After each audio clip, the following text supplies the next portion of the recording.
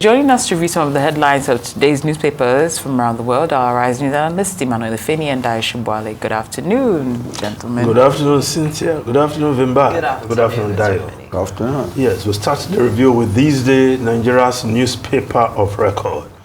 We'll start with the story just below the lead. In Cherry News, NSA announces release of remaining 22 Guzo University students. Says mass abduction of Nigerians never again. 10 years after Chibok, UNICEF seeks action to secure children's education. Yes, the release of the remaining 22 Guzo University students. Well, the National Security Advisor making that announcement, but saying never again.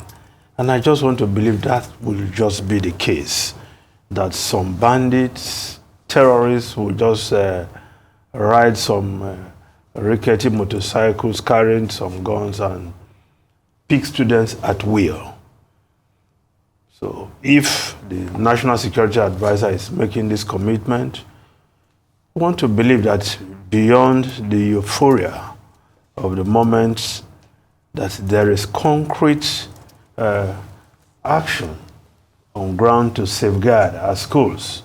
After all, you want to ask what happened to the Safe School Initiative, for which many foreign agencies made financial commitments.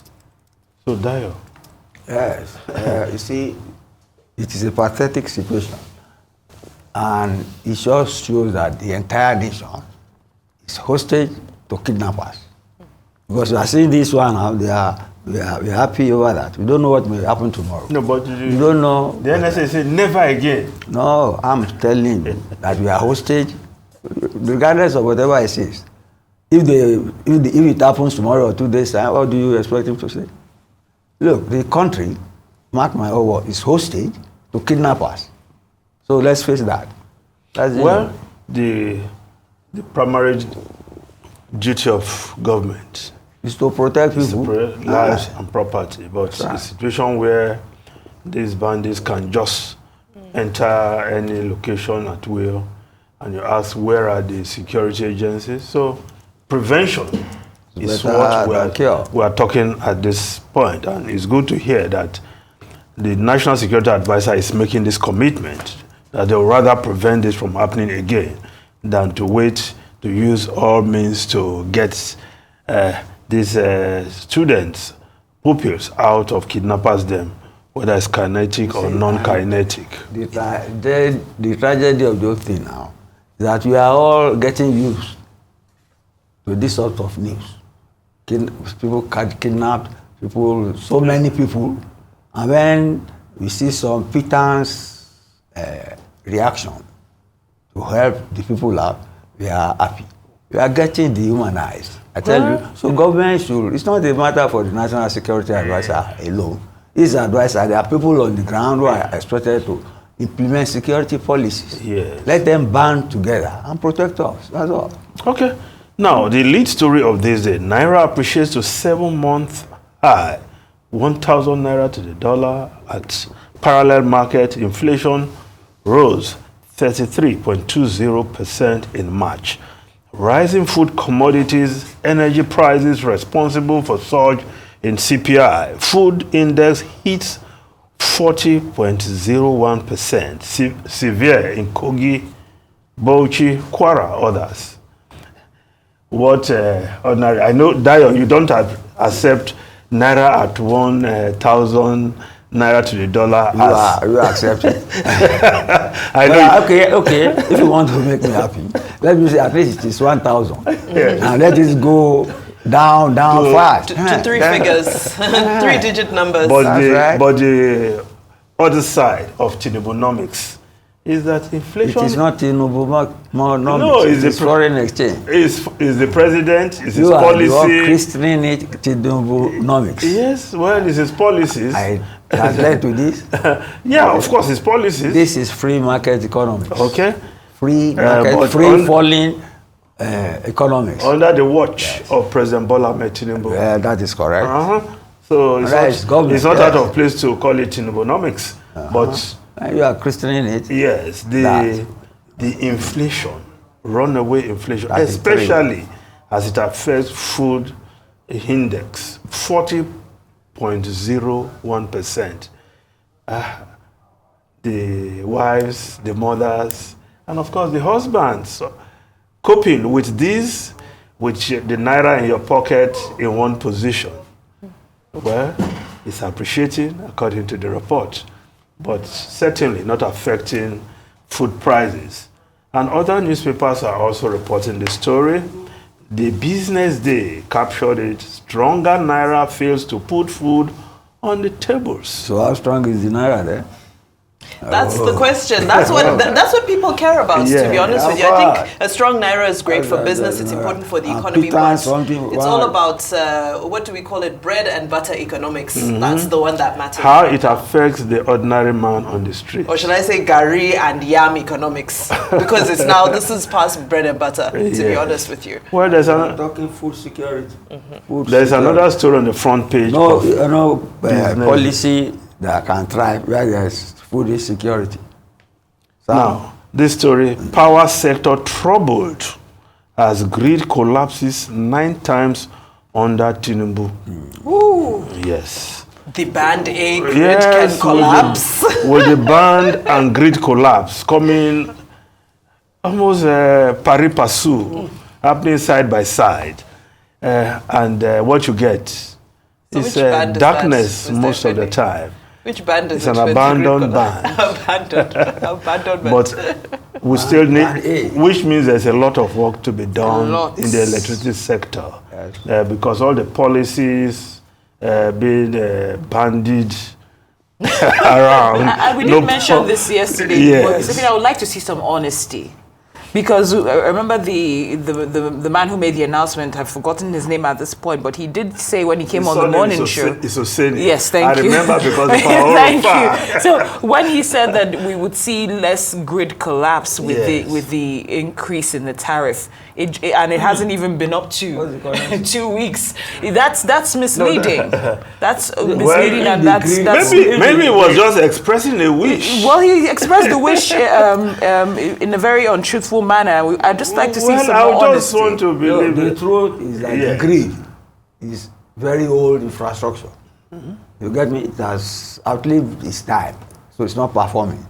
That's nothing to do with price. At least it will generate something But before they can sell and know whether the price will be right or not. Well, the Guardian newspaper reported this story. National grid suffers third collapse, worsens 20 hours power target. I like that they use target. So it's a target, right?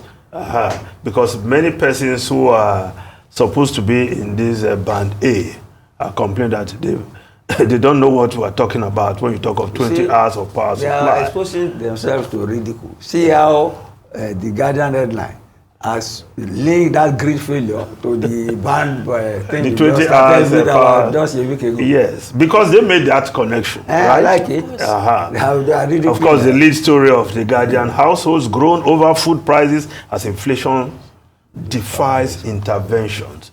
Now, the Vanguard newspaper even put it in a more Pockets. That's yes, more pressures on purchasing pockets power. as food inflation rises to 40%. High electricity tariff to drive further rise. Of course. Analysts are saying it's bad for business. Nasima. Small businesses to lose capital base. Asborn. Well, All the odds. Yes. are against all these policies. Well, so it's better for government to make a U-turn.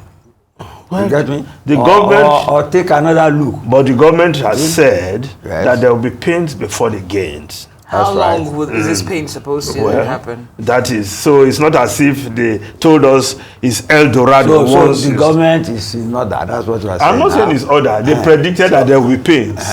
And pains foretold. We are saying the pains are getting very much. So it's because they said it, so people must die in pain. No. That's all they're asking for is understanding. That's why people were crying out the other day when they saw the president and said the big power. We're hungry. Some people said that, I said, even the Sultan, Yes. Said, you see, there must be a time limit to all this. Yeah. And they gave a year. So Time it's not almost it's not a laughing matter. No, it's not. It is not, because people So are government really must having, be alive. Government must do something. people are really having tough times, Yeah. right? Let government A story, intervene. okay, another story above the masthead of Vanguard. Okwama Army lacks power to deny Oborowori, that's the governor of Delta State, journalists access. Delta stakeholders, Femi Falana, senior advocate of Nigeria, making the statement there. Now, that the army lacks powers to deny the governor of the state access to the community. The army lacks legal power.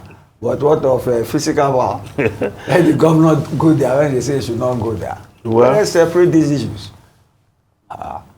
Now, the story below the photograph, Oyo invasion. Yoruba Nation sponsors promise to end my hunger, female suspect. We don't regret our action, different suspects.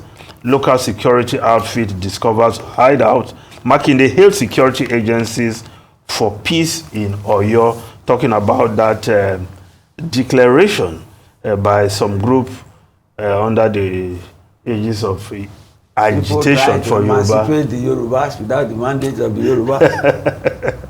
Well, who are they? I'm after the government has spoken. Yes. Now, the Daily Sun newspaper, fresh twist in Kano politics as APC ward sacks Ganduje, cites graft allegations in pending arraignment. State party, local government void action. Well, you remember Oshomole's travail started at the ward level. But Ganduje has a case to answer. So perhaps he has to go there and prove his innocence. Well, he's innocent until proven guilty. That's what the Nigerian law says. Now, the foreign newspaper, quickly, the Financial Times. U.S., Europe in frantic diplomacy to deter Israel from striking back at Iran. Idea vows action after attack. Well, the world watches, because Iran has also said if they are attacked by Israel, their response will be swift, and of course, what will be the end game? Wider conflict. I hope it doesn't lead to the Third World War. You remember how the First World War started? Saying, and we hope it doesn't start this way. I hope it doesn't. Well, we keep watch on that as we pray for world peace. Mr. Dayo Shobole, Mr. Emmanuel Afeni, thank you so much for your time today.